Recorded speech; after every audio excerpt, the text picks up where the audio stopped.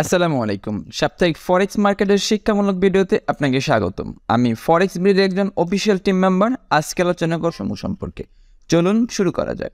প্রথমেই চলে আসলাম forexfactory.com-এ। এইখান থেকে ফিল্টার অপশন থেকে হাই ইম্প্যাক্ট এবং নো ইম্প্যাক্ট নিউজকে ফিল্টার করে নিলাম।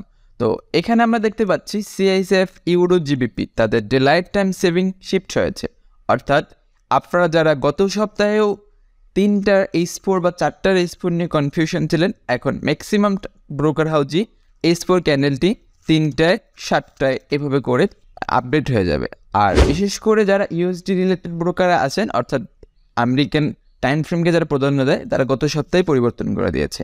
বেশ কিছু ব্রোকার পরিবর্তন না করলেও এই সপ্তাহ থেকে আবার বেশ কিছু পরিবর্তন দেখবেন। তাই আপনার টাইমিংটা একটু আপনার ব্রোকার হাউসে মিলিয়ে নেবেন অথবা তাদেরকে মেল করে জেনে নেবেন। তো এইবার আমরা দেখতে পাচ্ছি 27 তারিখ, অর্থাৎ আজকে জিবিপির বেশ কিছু নিউজ রয়েছে। এখানে একটা স্পিক আছে, 2টা স্পিক আছে। তো এই টাইমটা আসলে মার্কেট খুবই ভোলাটাইল অবস্থানে থাকবে। তো আশা করা যায় এই টাইমটায় যে পরিমাণ কিছু স্পাইক হতে পারে। তাই চেষ্টা করবেন এই জিবিপি রিলেটেড পেয়ারগুলোতে আজকে ট্রেড করা থেকে বিরত থাকার জন্য, কারণ এই স্পিকগুলোতে মার্কেট প্রচুর ভোলাটাইল থাকে। অনেক সময় খুব বড় সড়ো স্পিক হয়, যার কারণে আপনার এসএলটা হান্ট হতে পারে। কি দরকার সে রিস্ক নেওয়ার জন্য।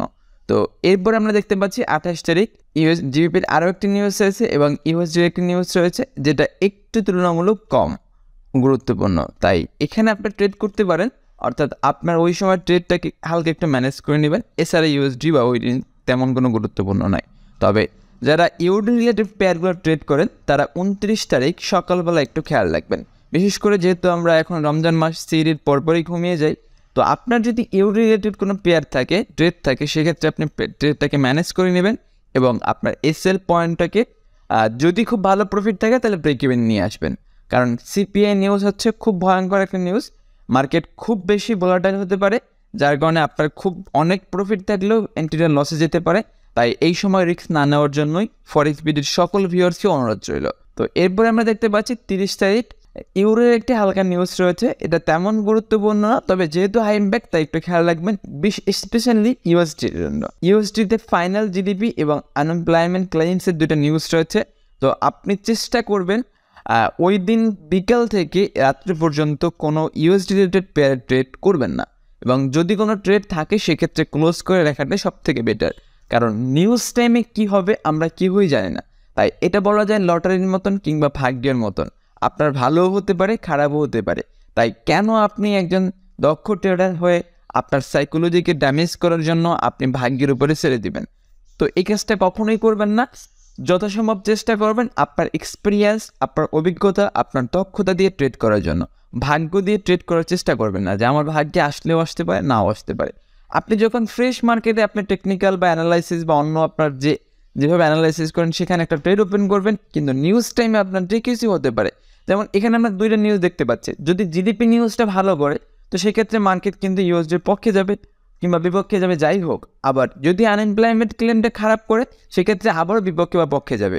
তো এই সময়টায় একটা ডাউন স্পাইক হতে পারে, আপ স্পাইক হতে পারে। তো দেখা যাচ্ছে কি আপনার এসএলটা হিট করেছে, কারণ আমাদের ডেইলি ট্রেডারে তো এসএল খুব বেশি বড় থাকে না, তাই না? তো এই স্পাইকের কারণে যদি আপনার এসএলটা হিট করে আপনার পক্ষে মার্কেটটা যায়, তখন আপনার খুব খারাপ লাগবে। তাই চেষ্টা করবেন অন্তত কমপক্ষে 6টা থেকে 7টা পর্যন্ত কোনো ধরনের ইউএসডি রিলেটেড ট্রেড করবেন না। আর যদি আপনার ট্রেড খুব বেশি প্রফিট থাকে, যে আপনি লং টার্ম ট্রেডটা হোল্ড করতেছেন, সেটা ভিন্ন কথা। যে আমি 1 মাস 2 মাস বা 6 মাসের জন্য আশা করতেছি, সেক্ষেত্রে তো আপনার এখানে নিউজ কোনো প্রভাব হতে পারে না, কারণ আপনার এসএলটাও সেভাবে দেওয়া আছে। হয়তো উইকলি টাইম ফ্রেম বা মান্থলি টাইম ফ্রেম বেস করে আপনার এসএল দেওয়া আছে, সেক্ষেত্রে আশা করি প্রবলেম হবে না। কিন্তু যারা সপ্তাহে বেসিস বা ডেইলি বেসিস কোনো রেজাল্ট চাচ্ছেন, সেক্ষেত্রে এই টাইমটাতে আপনি ট্রেড করবেন না। তো ফাইনালি শুক্রবারের জন্য ইউএসডির তেমন গুরুত্বপূর্ণ নিউজ দেয়, কিন্তু ক্যাড রিলেটেড যারা ট্রেড করেন, ক্যাডে একটু খুব ভোলাটাইল থাকবে। এখানে আমরা দেখতে পাচ্ছি যে -1 থেকে 0.4% হওয়ার কথা আছে। তো এই পেয়ারটায় খুব বেশি একটা ভোলাটাইল হবে। তো শুক্রবার চেষ্টা করবেন ক্যাড রিলেটেড পেয়ারগুলোকে স্কিপ করার জন্য। তো এই আমরা দেখে নিলাম এই পুরো সপ্তাহের ওভারভিউটা। আপনিও আজকে দেখে নিন আপনার পুরো সপ্তাহের ওভারভিউ, সেভাবেই আপনি খাতায় নোট করে রাখেন আপনি সাজিয়েছেন আপনার ট্রেডিং প্ল্যান। এছাড়াও আপনি যদি ছোটোখাটো কিছু নিউজ জানতে চান, সেক্ষেত্রে আপনি মাই এফএক্স বুকের ক্যালেন্ডার অপশনে চলে আসতে পারেন। এখান থেকে আপনি প্রতিদিনের যে ছোটো ছোটো নিউজগুলো আছে এগুলো সম্পর্কে জানতে পারেন যে কখন মার্কেট খুব বেশি মুভ করবে, কখন বেশি মুভ করবে না। আর যদি এটা আপনার তেমন গুরুত্ব না, কারণ আপনি টেকনিক্যাল বেস করতে পারেন, আর যদি আপনার ফান্ডামেন্টাল দেখতে খুব ভালো লাগে সেক্ষেত্রে আপনি এটা ফলো করতে পারেন। এছাড়াও যদি নিউজ রিলেটেড আপনার আরও বেশ কিছু ধারণা প্রয়োজন হয় সেক্ষেত্রে আপনি চলে যেতে পারেন investing.com-এর। এখানে নিউজ সেক্টরে বেশ কিছু ভালো আর্টিকেল পাবেন, আপনি আর্টিকেলগুলো পড়ে ফান্ডামেন্টাল ধারণা নিতে পারেন। এছাড়া আপনি চলে যেতে পারেন forexlive.com-এ। এখানেও ফান্ডামেন্টাল বেশ কিছু বিষয় আপনার বলা হয়, এবং ডেইলি এফএক্স বা সিএনবিসির মতন জনপ্রিয় ওয়েবসাইটগুলোতে।